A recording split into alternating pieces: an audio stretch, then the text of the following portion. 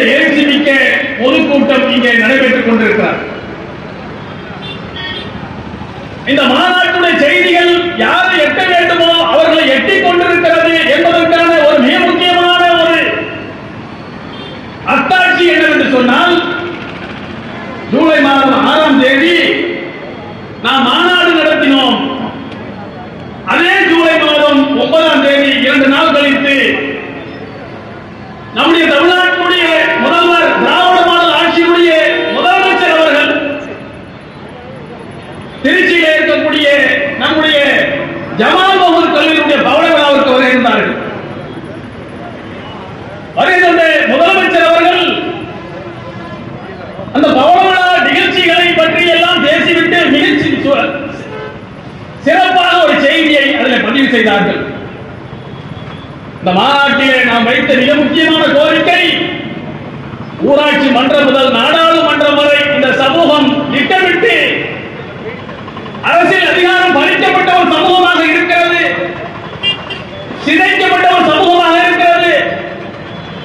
இதற்கான உரிமைகளை திரும்ப கொடுக்க வேண்டும், அதற்கான முயற்சிகளிலே மத்திய மாநில அரசுகள் ஈடுபட வேண்டும் என்ற கோரிக்கையை நாம் முன்வைத்தது நம்முடைய முதலமைச்சருடைய காதுகளுக்கு எட்டியதுடைய விளைவை அன்று தினம் அவர் வெளிப்படுத்தினார். அவர் சொன்னார், இஸ்லாமிய சகோதரர்களின் அரசியல் உரிமைகளை காப்பாற்றுகின்ற இயக்கமாக திராவிட முன்னேற்ற கழகம் என்றைக்கும் இருக்கும், இது நான் உங்களுக்கு தரக்கூடிய உறுதி என்று சொன்னார். இது இந்த மாநாட்டிற்கான மிகப்பெரிய வெற்றி.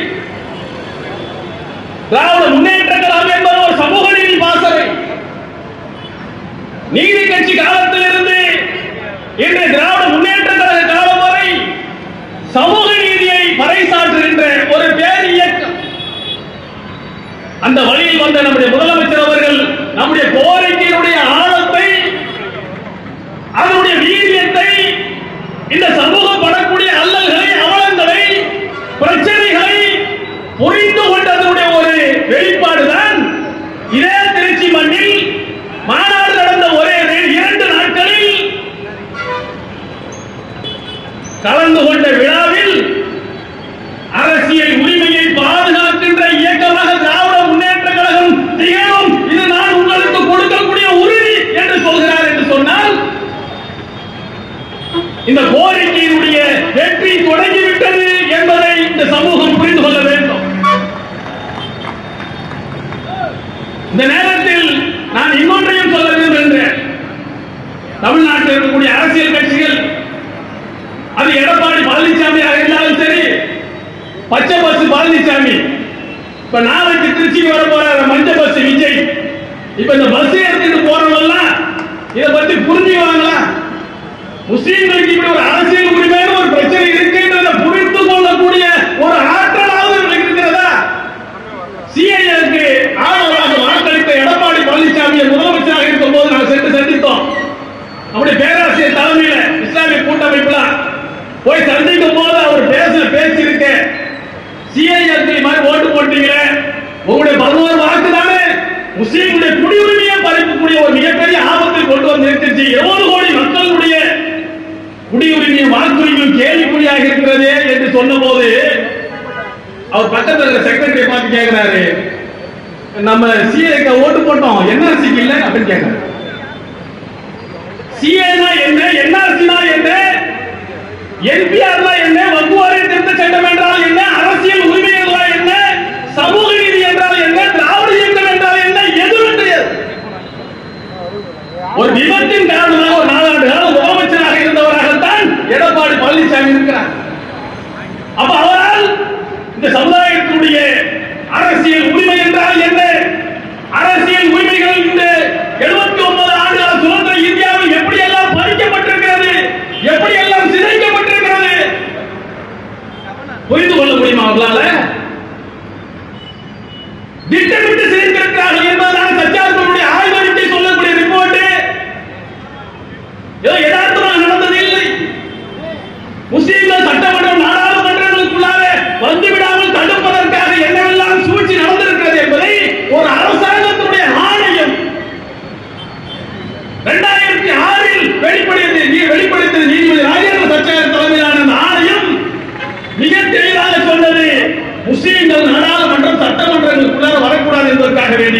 முஸ்லீம்கள் திரட்சியாக வாழக்கூடிய 3 வகையை சதிச்சிருக்காங்க. முஸ்லீம்கள் திரட்சியாக வாழக்கூடிய சட்டமன்ற நாடாளுமன்ற தொகுதிகளை பல்வேறு தொகுதிகளோடு இணைத்து சிரித்திருக்கிறார்கள். அப்படியும் வந்துவாங்கன்ற ஒரு சூழல் இருந்துச்சுன்னா அந்த தொகுதியை பட்டியல மக்களுக்கான எஸ்சி தொகுதியாக மாற்றி இருக்கிறார்கள் என்ற செய்தி சொன்னது. அது மட்டுமல்ல, இன்னொரு வகையிலும் இன்றைக்கு தொகுதிகள் குறைவதற்கு நாடாளுமன்றத்தில் 80 சீட்டுகள் இருக்க வேண்டிய இடத்தில் வெறும் 24 எம்பிக்கள் மட்டுமே இருக்கக்கூடிய ஒரு நிலவரத்திற்கு சொன்னா அதற்கு ஒரு சாதாரண முயற்சிகள் அல்ல, பல்வேறு சதிகள் சூழ்ச்சிகள் அதுக்கு பின்னால் இருக்கிறது. 2 வகையில் இப்படி சிதைக்கிறான். மூன்றாவது என்ன செய்யறான்? 10 லட்சம் வாக்குகள் ஒரு நாடாளுமன்ற தொகுதிக்கு என்று சொன்னால் முஸ்லீம்கள் திரட்சியாக இருக்கக்கூடிய அசாம் பகுதியில் 28 லட்சம் வாக்குகளுக்கு ஒரு தொகுதி எம்பி தொகுதி. இப்படி எல்லாம் 3 தொகுதியாக 3 எம்பி போக வேண்டிய இடத்துல ஒரே ஒரு எம்பி தான் என்கின்ற ஒரு நிலையெல்லாம் உருவாக்கி இன்றைக்கு எண்ணிக்கையை சிதைத்து ஜனநாயகத்தை படுகொலை செய்திருக்கிறார். இதெல்லாம் நம்முடைய பஞ்சபசி விஜய்க்கு தெரியுமா? அரசியல் எதிரி எங்களுக்கு திமுக, கொள்கை எதிரி பாஜக என்று சொல்லக்கூடிய விஜய் அவர்களே, இந்த கொள்கைகளுக்கு எதிராக நிற்கக்கூடிய கொள்கை எதிரியான பாஜகவை எதிர்த்து பேசியது என்ன? ஒரே ஒரு வாக்கு, ஏதோ ஒரு படத்தில் நடிச்சாரு சர்க்கார் படமா, ஒரு வாக்குக்காக பெரிய புரட்சி பண்ணுவார். ஜனநாயகமே பாதுகாப்பதற்காக பெரிய புரட்சி. லட்சக்கணக்கான வாக்குகளை திருடி இன்றைக்கு ஆட்சி கட்டில் உட்கார்ந்தக்கூடிய மோடியை எதிர்த்து பேசுவதற்கு இதுவரைக்கும் விஜய் தளபதி ஏற்று பேசணும்ல. பீகாரில் மட்டும் 65 லட்சம் வாக்குகள் இன்றைக்கு எடுக்கப்பட்டிருக்கிறது. பெரும்பாலும் முஸ்லிம் வாக்குகள். தொகுதி பறிக்கப்பட்டது மட்டுமல்ல, இந்த மக்களுடைய வாக்குகளும் செல்லாத வாக்குகளாக மாற்றக்கூடிய அளவுக்கு இன்றைக்கு வாக்குரிமைகள் பறிக்கப்பட்ட நிலை பீகாரில் தொடங்குதுன்னு சொன்னா இன்றைக்கு இந்தியாவுக்கு நிலைமை வந்துடும். அப்ப வாக்குரிமை, இந்தியாவுடைய சிறுபான்மை மக்களுடைய வாக்குரிமைகளை பறிப்பதற்காக ஓட்டு திருப்பில் ஈடுபடக்கூடிய இந்த பாஜக கொள்கை எதிரி என்று சொன்னால் அதை எடுத்து பேசணுமா இல்லையா விஜய்? ஏன் பேசல? அப்ப இன்றைக்கு தமிழ்நாட்டில் ஒரு நம்பிக்கையாக இருப்பது திராவிட இயக்கம் தான், திராவிட முன்னேற்ற கழகம் தான் என்பதில் எங்களுக்கு எந்த மாற்று கருத்து. அதே நேரத்தில் சட்டமன்றம், உள்ளாட்சி மன்றங்களில், நாடாளுமன்றங்களில் தமிழ்நாட்டுடைய பிரதிநிதித்துவத்தை சரி செய்வதற்கு திராவிட முன்னேற்ற கழகத்தால் தான் முடியும். எனவேதான் நம்முடைய முதலமைச்சர் அவர்களை பார்த்து நாங்கள் கேட்பது, நீங்கள் கொடுக்காவிட்டால் வேறு யாரும் கொடுக்க முடியாது, எனவே எங்களுக்கான பிரதிநிதித்துவத்தை உறுதி செய்யுங்கள் என்று நாங்கள் கேட்கிறோம். இன்னொன்று நாம் புரிஞ்சுக்கணும், கேட்கல கிடைக்க ஒரு முதலமைச்சர் சொன்னா, ஒரு ஆட்சியாளர்கள் சொன்னா அவங்களுக்கு எவ்வளவு வேலைகள் இருக்கும், எவ்வளவோ நிர்பந்தங்கள் இருக்கும். நீங்க உங்களுடைய தேவை என்ன, பிரச்சனை என்ன பேசணும், கோரிக்கை வைக்கணும், போராடணும், மக்களை திரட்டணும். மக்கள் கோரிக்கையாக எழுச்சி பெறும்போது நிச்சயமாக ஆட்சியாளர்கள் உங்களுடைய கோரிக்கைகளுக்கு செவிசாய்த்தே ஆவார்கள், வெற்றி பெற்றே தீர்வோம். இதெல்லாம் மாற்று கருத்தெல்லாம் இல்லை. 95க்கு முன்னால தமிழ்நாட்டில் யார் இடஒதுக்கீட்டை பத்தி பேசியது, யார் போராடியது? இந்த சமூகத்துக்கு இடஒதுக்கீட்டை தெரியாதா? சுதந்திர இந்தியாவில், அடிமை இந்தியாவில் இந்த மண்ணுக்கு இடஒதுக்கீடு என்கிற சமூக தத்துவத்தை சொல்லிக் கொடுத்த சமூகம் இந்த சமூகம். அம்பேத்கர் 1931 தாழ்த்தப்பட்ட மக்களுக்கான இடஒதுக்கீட்டை ஒற்றுமை மாநாட்டை பேசுறான்னு சொன்னா அதற்கு முன்னோடி இஸ்லாமியர்கள், முஸ்லிம்கள், முஸ்லிம் லீக் 1921 நீதி கட்சி வகுப்புவாரி பிரதிநிதித்துவத்தை கொண்டு வருகிறது சொன்னால் அதற்கு முன்னோடி இந்த முஸ்லிம் சமூகம் 1909 விண்டோ மாறி சீர்திருத்த சட்டத்தின் வாயிலாக முதலில் அரசியல் பிரதிநிதித்துவத்தை வெற்றி காட்டி ஒடுக்கப்பட்ட மக்கள் மேலெழுப்பி அரசியல் பிரதிநிதித்துவம் பெறுவதற்கு இப்படி ஒரு வழி இருக்கிறது என்பதை இந்தியாவுக்கு சொல்லிக் கொடுத்த சமூகம் இந்த சமூகம். அப்ப ஏன் சுதந்திரத்துக்கு பின்னால பறிக்கப்பட்ட இடஒதுக்கீட்டை பேசலன்னு சொன்னா கலைஞரே 4 முறை முதலமைச்சராக கொடுக்க முடியாது. கேட்காத சமூகத்துக்கு ஏன்? சர்வசாதாரணமா சொல்லுவோம், தமிழ்ல ஒரு பழமொழி, அழுவுறப்புலதான்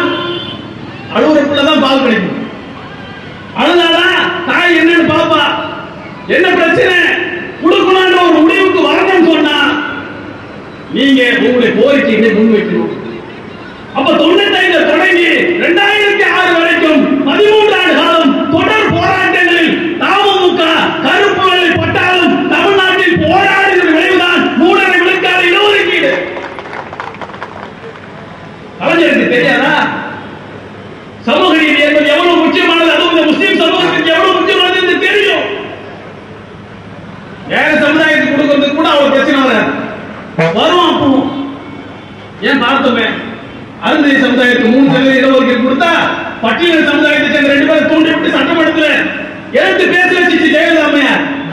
அந்த நேரத்தில் அருந்ததி சமுதாயத்தில் இடஒதுக்கீட்டில் கை வைத்தால் நாங்கள் கொந்தளித்து எழுவோம் என்று அறைகோலிட்டு நம்முடைய தலைவர் பேராசிரியர் அவர்கள் சட்டமன்றத்தில் இன்றைக்கும் அருந்ததி சமுதாயம் எந்த கூட்டம் போட்டாலும் தலைவரை பற்றி பேசாம அந்த கூட்டம் நிறைவேறாது.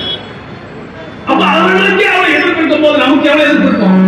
அப்ப அந்த எதிர்ப்பை ஆட்சியாளர் சமாளிக்க வேண்டும் என்று சொன்னால் என்னவாக இருக்கணும்? போராட்ட களத்தை வீரியப்படுத்த வேண்டும், கோரிக்கை முழக்கங்கள் ஆங்காங்கே எழுப்ப வேண்டும். ஆயிரக்கணக்கில் அல்ல லட்சக்கணக்கான மக்கள் அரசியல் அதிகாரத்துக்காக அணிதிரண்டால் தான் நம்மளால் வெற்றி பெற முடியும். அது வைக்க முடியாது.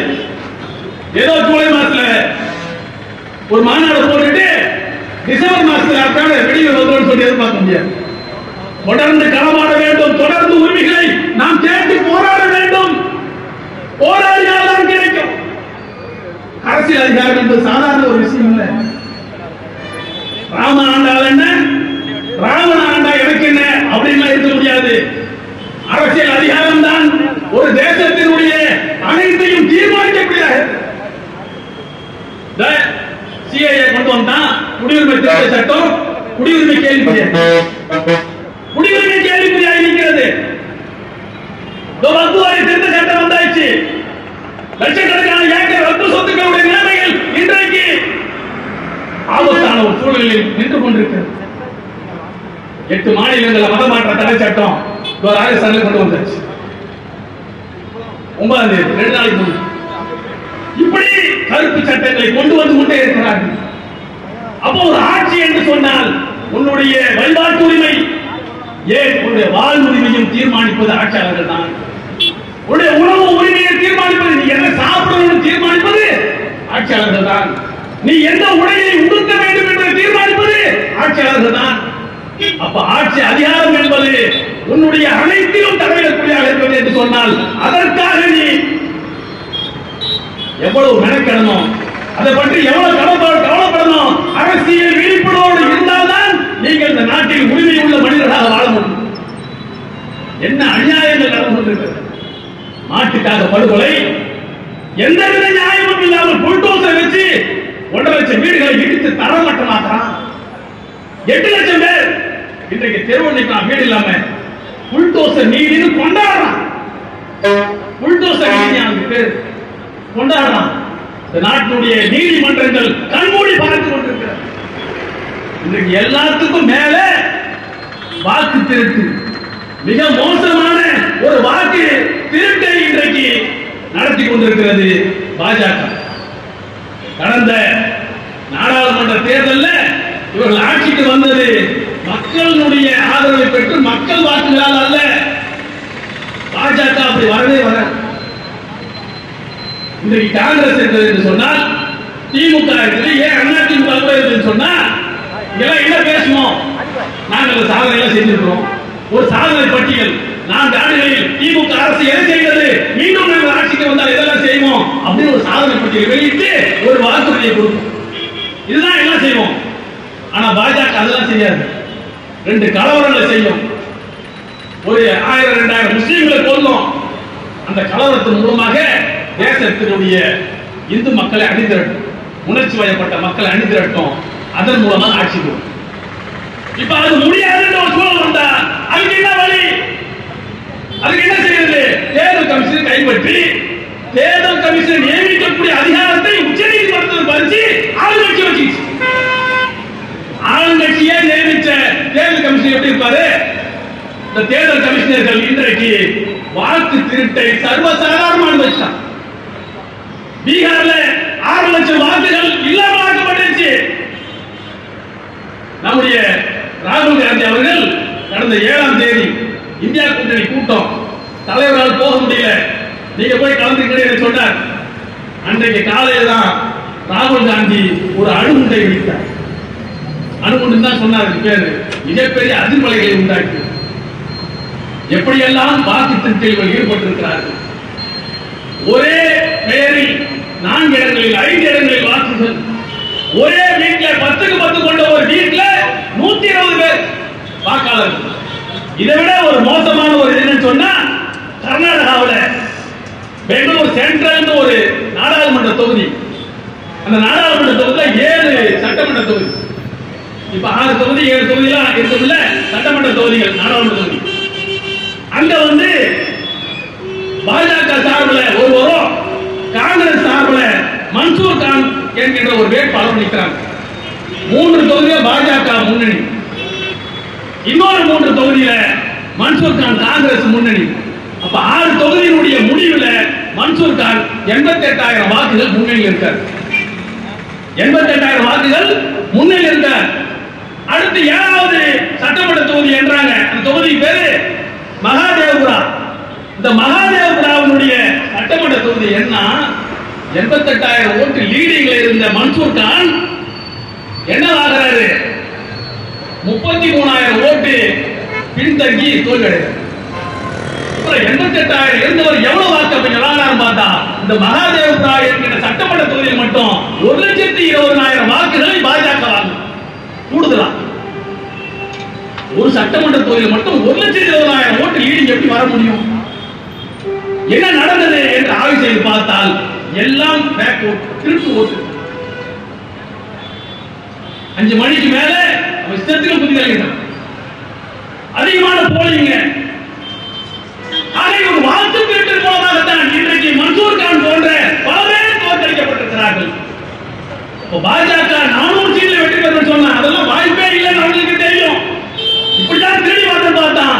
கொஞ்சம் மக்கள் விழிப்புணர்வோடு இருந்து ராகுல் காந்தி தலைமையிலான இந்தியா கூட்டணி திமுக உள்ளிட்டவர்கள் விழிப்புணர்வோடு இருந்த காரணத்தால் தான் அவனை சிறுபான்மை அரசாக மாற்றி சந்திரபாபு நாயுடு நிதிஷ்குமார் தயவுல இன்றைக்கு மோடி அரசு நடக்கக்கூடிய ஒரு நிலைமை வந்து, இல்லைன்னா இன்னும் மோசமாக இந்த நாடு மிக மோசமான நிலைக்கு போயிருக்கு. இன்னமும் அடங்கல பாஜக. எவ்வளவு மோசமான சட்டங்களை கொண்டு வராங்க. இப்ப இந்த இந்த முதலமைச்சர் எடுத்து பேசக்கூடிய முதலமைச்சர் எல்லாம் காலி பண்றதுக்கு ஒரு சட்டம் வந்துருச்சு தெரியுமா அவருக்கு? தூக்கி உள்ள போட வேண்டியது ஒரு வழக்குல 30 நாள் உள்ள என்ன போதும், அதோட அவன் பதவி பறிக்கப்படும். இப்படி ஒரு சட்டம், கருப்பு சட்டம். அப்படி சொன்னா முதல்ல பறிக்கப்பட வேண்டியது மோடியுடைய பதவி தானே. குஜராத் படுகொலையில் அமித்ஷா இருந்தது போன்று செய்தது தானே. எவ்வளவு கொடூரமான பயங்கரவாதிகள் இவர்கள். இப்படி ஒரு சட்டத்தை கொண்டு வந்து மக்களுடைய ஜனநாயக உரிமைகளை பறித்து ஆட்சி கட்டி தொடர்வதற்காக இன்றைக்கு சதித்திட்டம் தீட்டிக் கொண்டிருக்கிறார். அப்ப இந்த அக்கிரமங்களுக்கு எதிராக இன்றைக்கு நம்முடைய ராகுல் காந்தி தலைமையில இந்தியா கூட்டணி மிகப்பெரிய வலிமையான எதிர்ப்புகளை பதிவு செய்து கொண்டிருக்கிறது. இங்கிருந்து தமிழ்நாட்டில் முதலமைச்சர் பீகாருக்கு போய் ராகுல் காந்தியுடைய அந்த பேரணிக்கு வாழ்த்துக்களை தெரிவித்து வந்திருக்கிறார். இன்றைக்கு இந்தியா முழுக்க ஜனநாயகத்திற்கான ஒரு மிகப்பெரிய போராட்டத்தை இன்றைக்கு நாம் முன்னெடுத்துக் கொண்டிருக்கிறோம். ஒரு சாதாரண நிகழ்வு அல்ல, ஒரு மோசமான நிலையை நோக்கி இந்தியா சென்று கொண்டிருக்கிறது. 79வது சுதந்திர தினம். சுதந்திர தினத்தை அன்றைக்கு நம்முடைய பிரதமர் உரையாற்றாரு. எவ்வளவு நேரம் உரையாற்றாரு? 103 நிமிஷம் உரையாற்றினார். பெரிய வரலாற்று சாதனை. 7ஆம் தேதி ஒரு வாக்கு திருட்டை பற்றி ஒரு அதிர்ச்சிகரமான செய்திகளை வெளியிட்டிருக்கிறார். அதை பற்றி ஒரு வார்த்தை எங்குமே கிடையாது. சுதந்திர போராட்டத்தினுடைய அந்த சுதந்திர தின விழாவில் 103 நிமிஷம் உரையாற்றார். பெரிய சாதனை செஞ்சாங்க, பாராட்டுறாங்க. அது மட்டும் இல்ல, அந்த சுதந்திர போராட்ட உரையில RSS ஒரு பெரிய சமூக இயக்கமா 100 வருஷமா இந்த மண்ணில் பாடுபட்டு சுதந்திர போராட்டத்துக்கும் RSS என்ன தொடர்பு? 1925 இந்த நாட்டில் RSS உருவாக்கப்பட்டது. 47 இந்த நாட்டில் சுதந்திரம் கிடைச்சிச்சு. 25 இருந்து 47 22 ஆண்டுகள் RSS இந்தியாவில் இயங்கி இருக்கிறது. இந்த RSS 22 வருஷம் ஒரே ஒரு சுதந்திர போராட்டத்தில் கலந்து கொண்ட வரலாறு இருந்தா ஏதாவது ஒரு போராட்டம் இந்தியா கூட்டணியுடைய கூட்டத்திற்கு கடந்த 7ஆம் தேதி சென்ற போது 9ஆம் தேதி பஞ்சாபுக்கு போனோம். அமிர்தசரஸ் ஜாலியன் வாலாபாக் 1919 ஜெனரல் டயர் அங்கே சைபுதீன் கிச்சிலு சத்யபால் என்கின்ற சுதந்திர போராட்ட வீரர்களை ரவுலட் சட்டத்திற்கு கீழே கைது செய்து கண்டித்து அந்த ஜாலியன் வாலாபாக் பகுதியில் 10,000க்கும் மேற்பட்ட மக்கள் குழுமி எதிர்ப்பு தெரிவிக்கிறார்கள். இந்த ஜெனரல் டயர் என்ற ஆங்கிலேய அதிகாரி உள்ளே நுழைந்து அவருடைய படைகளை வைத்து சுட்டு தள்ளுறான். 329 பேர் படுகொலை செய்யப்படுகிறார்கள். மரண ஓலம். அங்க இருந்த ஒரு கிணற்றில் உயிர் தப்புவதற்காக கிணற்றில் விழுந்தவர்கள் 129 பேர் கிணத்துக்குள்ளவே மரணம் அடைந்தார்கள். இப்படி மிக மோசமான ஒரு கொடூரமான படுகொலைகள் நடந்த அந்த மண்ணுக்கு நேரில் சென்றேன். இப்பதான் ஃபர்ஸ்ட் போன நான் பார்க்கறது நேரில் போய் பார்த்தோம். பார்த்து விட்டு வெளியே வந்தவுடனே ஒரு நினைவு தூண், அந்த தூணுக்கு கீழே இறந்தவர்களுடைய பெயர் பட்டியல் எல்லாம் போட்டிருந்துச்சு. பெயர் பட்டியல் எல்லாம் போட்டிருந்துச்சு, இறந்தவர்களுடைய பெயர் பட்டியல். அந்த பெயர்களை அப்படியே வாசித்து பார்த்தோம். பார்த்தா அதுல முஸ்லிம் பெயர்கள் வரிசையா வருது. அப்துல் காலித், முகமது இப்ராஹிம், பிரோஸ்கான், முகமது ரம்ஜான், பரக்கத் அலி, உமர் பக்ஸ், முகமது இஸ்மாயில், சம்சுதீன், முகமது தீன், அப்துல்லா, இப்படியா போகுது. இப்பவும் இருக்கு. இது போன்ற ஒரே ஒரு வரலாற்று தடயத்தை ஆர்எஸ்எஸ் காரன் ஒருத்தவன் காட்டுறான். நீ சொல்ல நான் கேட்கிறோம். ஒருத்தன் இருக்கா? ஒரு வரலாறு இருக்கா? என்ன தெரியுமா வரலாறு இருக்கு உனக்கு? வெள்ளக்காரனுடைய சூவை நக்கி அவனுக்கு கீழாய் கிடந்ததுதான் அவனுடைய வரலாறு. சுதந்திர போராட்டம் எந்த வரலாறு இல்லை. மகாத்மா காந்தி சுதந்திர போராட்டத்தினுடைய அடுத்த கட்ட வீரியத்திற்கு இந்தியாவை கொண்டு சென்றது இந்த ஜாலியன் வாலாபாக் படுகொலைக்கு பிறகுதான் ஒத்துழையாமை இயக்கம் நாடு முழுக்க பரவியது. அவர் கொண்டு வந்த அந்த ஒத்துழையாமை இயக்கத்தில் பல லட்சக்கணக்கான இஸ்லாமியர்கள் பங்கு கொண்ட வரலாறு பதிவு செய்யப்பட்டிருக்கிறது. ஒண்ணு காட்டு பிஜேபி காட்டு பார்ப்போம். காந்தியினுடைய அகிம்சை வழி போராட்டம் வெள்ளையனை விரட்ட உதவாது. எனவே ஆயுதம் தாங்கி ராணுவ உடை தரித்து இந்திய தேசிய ராணுவத்தை அமைப்போம் என்று முழக்கிவிட்டார் நேதாஜி சுபாஷ் சந்திர போஸ். உடனடியாக அவரோடு அணி சேர்ந்தவர்கள் இந்தியாவில் வாழ்ந்த பெரும்பாலான முஸ்லிம்கள், தமிழ்நாட்டு முஸ்லிம்கள், ஷா நவாஸ் கான், முஜிபுர் ரஹ்மான் என்கிற பல்வேறு தளபதிகள், இப்படியாக அவர் உருவாக்கிய அந்த ராணுவத்தை உயிர் தியாகம் செய்தவுடைய பட்டியல் வரலாறுகள் பதிவு செய்யப்பட்டிருக்கிறது. ஆர்எஸ்எஸ் காரன, பிஜேபி காரன, நீ போராடி உயிர் மாற்றத்துக்கான ஒரே ஒரு வரலாற்றை சொல். இதுவும் வேணாம். பகத்சிங் நாடாளுமன்றத்தில் வெள்ளைக்காரனை மிரட்டுவதற்காக நாடாளுமன்றத்தின் மீது வெடிகுண்டை வீசினார்கள். அந்த பகத்சிங் புரட்சி படையில் பகத்சிங்கிற்கு முன்னால் தூக்கு மேடை ஏறியவன் அஸ்வகுல்லா கான் என்பது வரலாறு பதிவு செய்து வைத்திருக்கிறது. ஒரே ஒரு ஆர்எஸ்எஸ் காரன் காட்டு. என்ன சொன்னார் கோல்வாக்கு? ஆர்எஸ்எஸ் தலைவர், இரண்டாவது தலைவர் என்ன சொன்னாரு?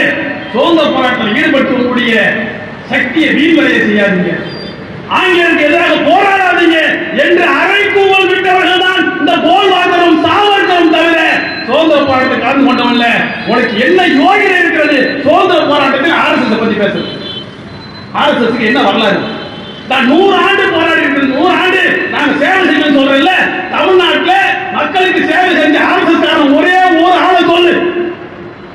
உனக்கு ஒரு தலைவனே கிடையாது நாட்டில். போட்டி பாராட்டுவதற்கு மக்களுக்கு சேவை செய்தோம் என்று சொல்வதற்காக ஒரு தலைவர் உண்டா? காமராஜரை கொளுத்த போல நீ இன்னைக்கு காமராஜர் போராடுற, காமராஜரை பாராட்டுற, அவருடைய சிலைக்கு மாலை போடுற. புரட்சி தலைவர் எம்ஜிஆர் பாராட்டுற. உனக்கு ஒரு தலைமை இல்லையா? உங்களுக்கு ஒரு தலைமை இல்லையா? எவனும் கிடையாது. ஒரு சேவை செய்யும் மக்களுக்காக பாடுபட்டவர் காமராஜரை போன்றோ, காந்தியை போன்றோ, நேதாஜி சுபாஷ் சந்திர போஸை போன்றோ எந்த தலைவர்களும் இல்லாத ஒரு ரகசிய அமைப்பாக வைத்து நாட்டை கலவர பூமி ஆக்கி நாட்டுடைய பிரிவினையை உண்டாக்கிய சக்திகள் இந்த பாஜக ஆர்எஸ்எஸ் சக்தி. இந்த பிரிவினை கூட்டத்தை பற்றி பாராட்டு போற்றி சுதந்திர தின வாழ்த்து தேவைப்படுது. அப்ப ஒரு சர்வாதிகார ஒரு தேசத்தை உருவாக்குவதற்காக ஒரு ரகசிய அமைப்பாக செயல்படக்கூடிய இந்த RSS அமைப்பை 3 முறை தடை செய்யப்பட்டது. தேசப்பிதா மகாத்மா காந்தி படுகொலை வழக்கில் தடை செய்யப்பட்ட ஒரு அமைப்பு. அந்த அமைப்பை ஒரு தேசத்துடைய பிரதமர் பாராட்டுமா? அப்ப இன்றைக்கு ஒரு மிக மோசமான நிலையை நோக்கி தேசத்தை கொண்டு சென்று கொண்டிருக்கக்கூடிய இந்த அக்கிரமக்கார சக்திகளுக்கு எதிராக தொடர்ந்து களமாட வேண்டிய ஒரு சூழல் நமக்கு முன்னால் நின்று கொண்டிருக்கிறது. ஒரே ஒரு செய்தியை சொல்லி முடிக்கிறேன். வளர்ச்சின்னு சொன்னா ஒரு தேசம் வளர்கிறது என்று சொன்னால் அது எப்படிப்பட்ட வளர்ச்சியா இருக்கும் தெரியுமா? ஒரு உயிர் வளர்வதை போன்று. ஒரு குழந்தை பிறகுது, அந்த குழந்தை வளரும் போது தலை கை கால் எல்லாம் சீரா வளரும். தலை மட்டும் பெருசா வளர்ந்து கை கால் வளராத இருந்துச்சுன்னா வளர்ச்சி இல்லை. அப்படித்தான் இன்றைக்கு 79 ஆண்டுகள் சுதந்திர இந்தியாவுடைய நிலை இருந்து கொண்டிருக்கிறது. இந்தியாவுடைய பெரும்பான்மை மக்களுக்கு இன்னும் கல்வி கிடைக்கவில்லை. இந்தியாவுடைய பெரும்பான்மை மக்கள் வறுமை விட்டு வெளிவரவில்லை. அவர்களுக்கு பசி பட்டினி வெளியேறவில்லை. அப்ப 79 ஆண்டுகள் சுதந்திர இந்தியாவை முற்றாக சுரண்டி ஆதிக்கம் செலுத்தக்கூடிய சக்திகள் பார்ப்பனிய பணியார் கூட்டத்தை தவிர வேறு எவரும் இல்லை. இதை இப்ப அமெரிக்காவில் இருந்து ஒரு அமைச்சர் சொல்றார், பிராமணிய சுரண்டல். கச்சா எண்ணெய் 65 ரூபாய் விற்குது. இப்ப 135 ரூபாய் விற்கும் போது 65 ரூபாய்க்கு பெட்ரோல் வித்த இந்தியாவில் 135 ரூபாய்க்கு கச்சா எண்ணெய் விற்கும் போது 65 ரூபாய்க்கு 2013-14 பெட்ரோல் வித்துச்சு இந்தியாவில். 135 ரூபாய் கச்சா எண்ணெய் வெறும் 65 ரூபாய்க்கு இறங்கிடுச்சு உலக சந்தையில. ஆனா பெட்ரோல் விலை 100 ரூபாய். மூலப்பொருளான கச்சா எண்ணெய் 65க்கு இறங்கிடுச்சு. பெட்ரோல் விலை 100 ரூபாய். 135 இருக்கும் போது பெட்ரோல் விலை 65 ரூபாய். அப்ப யார் சுரண்டான்னு சொன்னா அமெரிக்காவுடைய அமைச்சர் சொல்றாரு, இந்தியாவில் பிராமணிய சுரண்டல். அப்போ ஒரு குறிப்பிட்ட சமூகம் இந்த மண்ணில் சுரண்டி கொண்டிருக்கிறார்கள். இதற்கு பாதுகாப்பாக இருப்பதுதான் RSS, இந்தியாவில் இருக்கக்கூடிய ஊடகங்களும். இன்றைக்கு வாக்கு திருட்ட வெளிப்படுத்தின உடனே ஒரு நாள் செய்தி அவங்க முடிச்சிட்டாங்க. பெரிய விவாதங்களே இல்ல தேசிய அளவில். ஏன்னா இவ்வளவு பெரிய அநியாயம் நடந்திருக்கிறது. தேர்தல் கமிஷன் பதில் சொல்லணும், பதில் சொல்லல. உச்ச நீதிமன்றம் இதுல கடுமையான உத்தரவுகளை பிறப்பித்து உடனடியாக நடவடிக்கை எடுக்க வைக்கணும். மேம்போக்காக போகிறது. ஒரு சில உத்தரவுகள் நிற்கிறது, நம்பிக்கை அளிக்கக்கூடிய உத்தரவுகளாக இல்லை. அப்ப இந்த இந்தியா எதை நோக்கி சென்று கொண்டிருக்கிறது? ஆக இன்றைக்கு மீண்டும் நம்முடைய முன்னோர்களுடைய சுதந்திர போராட்டத்தை நினைத்து பார்க்க வேண்டிய ஒரு நிலைமைக்கு இந்தியாவை கொண்டு வந்து இருக்கிறார்கள் சகோதர சகோதரிகளே. இது ஏதோ முஸ்லீம் பிரச்சனை இல்லை. முஸ்லீமை எதிரியா காட்டி மற்ற மக்கள் சுரண்டக்கூடிய ஒரு பிரச்சனை என்பதை எங்களுடைய சகோதர சமுதாயங்களை சேர்ந்தவர்கள் புரிந்து கொள்ள வேண்டும். ஒரு சுதந்திரமான இந்தியாவை, எல்லா மக்களுக்கும் பாதுகாக்கக்கூடிய ஒரு இந்தியாவை உருவாக்குவதற்கான ஒரு முயற்சியில இன்றைக்கு இந்தியா கூட்டணி இறங்கியிருக்கு. மிக முக்கியமாக ராகுல் காந்தி முன்வைக்கின்றார். மிக தெளிவாக ஒரு செய்தி சொல்றார், பாஜகவை ஆட்சியை விட்டு இறக்குவது மட்டும் இந்தியாவுடைய பிரச்சனைகளுக்கு தீர்வு அல்ல, RSS அழிப்பதுதான் இந்தியாவுடைய பிரச்சனைகளுக்கு தீர்வு. எவ்வளவு ஆழமான அப்ப RSS என்னென்னலாம் செஞ்சுக்கிட்டு இருக்காங்க செய்தியை முழுமையாக ஆய்வு செய்த ரிப்போர்ட்டை கையில் வச்சுக்கிட்டு ராகுல் காந்தி பேசுகிறார். 90 பேர் நம்முடைய பிரதமருக்கு கீழான செயலாளர்கள். அவர்கள்தான் இந்தியாவுடைய எல்லாத்தையும் நிர்ணயிக்கக்கூடியவர்கள். இந்த மக்களுடைய வாழ்க்கையை, சமூக சூழலை, பொருளாதாரத்தை, கல்வியை எல்லாத்தையும் தீர்மானிக்கக்கூடியவர்கள் இந்த செயலாளர்கள் தான். இந்த செயலாளர்கள் 90 பேரில் 3 பேர் தான் பிற்படுத்தப்பட்ட சமூகத்தை சேர்ந்தவன். மற்ற எல்லாம் விளையாடி சேர்ந்தவன். சொல்வது மனிதநேய கட்சி தலைவர் இல்ல, இந்தியா கூட்டணி இந்தியாவுடைய எதிர்க்கட்சி தலைவர் ராகுல் காந்தி சொல்கின்றார். 90 பேர்ல 3 பேர் மட்டும்தான் பிற்படுத்தப்பட்ட சமுதாயத்தை சேர்ந்தவர்கள் சொன்னா எப்படி நீதி கிடைக்கும்? எப்படி எல்லா மக்களுக்கும் சேரும்? பட்ஜெட் போறோம் 50 லட்சம் கோடிக்கு, 1 லட்சம் கோடி 2 லட்சம் கோடி இல்ல 50 லட்சம் கோடிக்கு இந்தியாவில் பட்ஜெட் போடக்கூடிய பட்ஜெட் எல்லா மக்களுக்கும் போய் சேருதா? பெட்ரோல் இவ்வளவு கொள்ளடிக்கிறானே, அது அமர்த்தியாசன் கேட்கிறார், பொருளாதார நிபுணர் கேட்கிறார், அமர்த்தியாசன் இவ்வளவு லட்சம் கோடிகள் இன்றைக்கு பெட்ரோல் மூலமா வருது. இத சாதாரண மக்களுக்கு கல்விக்கும் அவங்க வறுமையை போக்குறதுக்கு உணவுக்கும் ஏன் கொடுக்க கூடாதுன்னா நீங்க நாடாளுமன்றத்தில் இல்ல, உங்களுக்கு தான் பதில் சொல்ல முடியாது. எப்படி இருப்பாங்க? அப்போ ஒரு மிகப்பெரிய சுரண்டல் நடந்து கொண்டிருக்கிறது. ஒரு ஆதிக்கத்தை பாதுகாப்பதற்காக, இந்த சுரண்டலை பாதுகாப்பதற்காக இன்றைக்கு RSS பின்னணியில் இருந்து பாஜகவை பாதுகாத்துக் கொண்டிருக்கிறது. அப்ப அதற்கு எதிராக ஒரு மிகப்பெரிய போராட்டத்தை முன்னெடுக்க வேண்டிய ஒரு சூழல் இருக்கிறோம். அதற்காகத்தான் உங்களோடு மக்கள் மன்றத்தில் மட்டுமல்ல, சட்டமன்றத்திலும் நாடாளுமன்றத்திலும் குரல் எழுப்ப வேண்டும் என்கின்ற உந்து சக்தியோடு இன்றைக்கு மனிதநேய மக்கள் கட்சி கோரிக்கையை முன்வைக்கிறது. ஊராட்சி மன்றம் முதல் நாடாளுமன்றம் வரை இழந்த இடஒதுக்கீட்டை, இழந்த அரசியல் பிரதிநிதித்துவத்தை மீண்டும் வழங்குங்கள், அதற்கான உறுதியை வழங்குங்கள் என்று நாங்கள் முன்வைக்கின்றோம். தொடர்ந்து இதற்காக களமாடுவோம். ஆய்வு செய்யும் நம்முடைய வந்திருக்கக்கூடிய இளைஞர்களுக்கு மாணவர்களை கேட்கிறேன், நீங்கள் ஆய்வுகளை மேற்கொள்ளுங்கள். உங்களுடைய பகுதிகளில் எவ்வளவு வாக்குகள் இருக்கு? இந்த வாக்குகள் மதிப்புள்ள வாக்குகளாக இருக்கிறதா, மதிப்பிழந்த வாக்குகளா? மதிப்புள்ள வாக்குனா என்ன? நீ வாக்களிச்சு உங்களுடைய பிரதிநிதி தேர்ந்தெடுக்கப்படும். உங்களுடைய பிரதிநிதி வாக்கின் மூலமாக சட்டமன்றம், நாடாளுமன்றம், உள்ளாட்சி மன்றங்களுக்கு போகணும். அதிகாரம் செலுத்தக்கூடிய இடத்தில் இல்லாத சமூகம் அடிமை சமூகம். புரிஞ்சுங்க, சாதாரண விஷயம் இல்லை. எங்கெல்லாம் அதிகாரம் செலுத்தக்கூடிய இடங்கள் இருக்கிறதோ அந்த இடங்களுக்கு போகாத சமூகம் அது எதுவாக இருந்தாலும் சரி, அவர்கள் தாழ்த்தப்பட்டவர்களாக இருக்கலாம், பிற்படுத்தப்பட்டவர்களாக இருக்கலாம், ஒடுக்கப்பட்டவர்களாக இருக்கலாம், சிறுபான்மை சமூகமாக இருக்கலாம், பழங்குடி சமூகமாக இருக்கலாம், அவர்கள் எல்லாம் அதிகாரம் செலுத்தக்கூடிய இடத்தில் ஒரு பிரதிநிதித்துவம் என்பது மிக முக்கியமானது.